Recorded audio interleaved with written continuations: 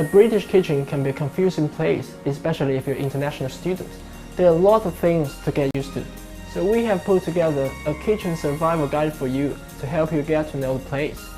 Let's start with appliances. One thing you will always find in a British kitchen is this, the microwave. You can put many different types of food in here. It is great for heating food fast and is definitely a student favorite. Cooking time is significantly reduced when using the microwave, so always read the packaging to check timing before you cook. But you also have to be careful about what you put in here, because not everything is safe.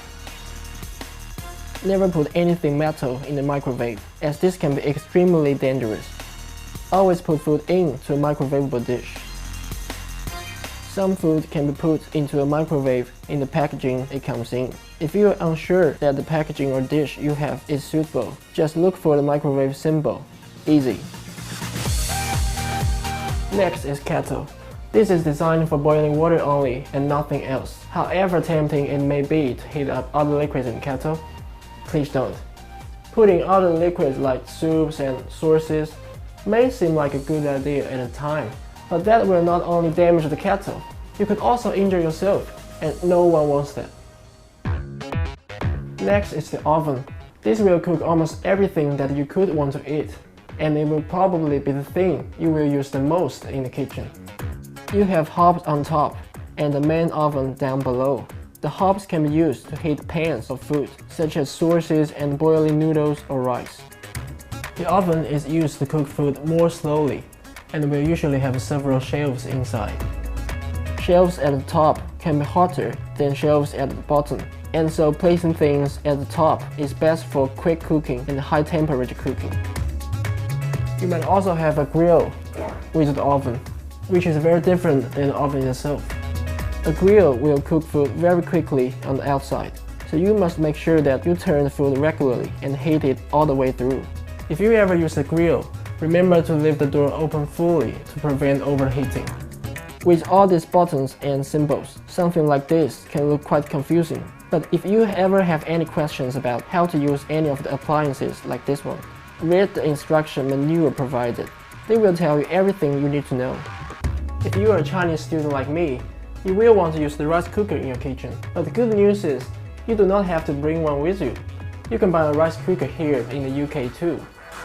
Now we know how to use everything in the kitchen. Here are some tips about keeping yourself safe when using all of this equipment. Always put on the extractor fan when cooking. This helps ventilate the room. Never leave cooking unattended.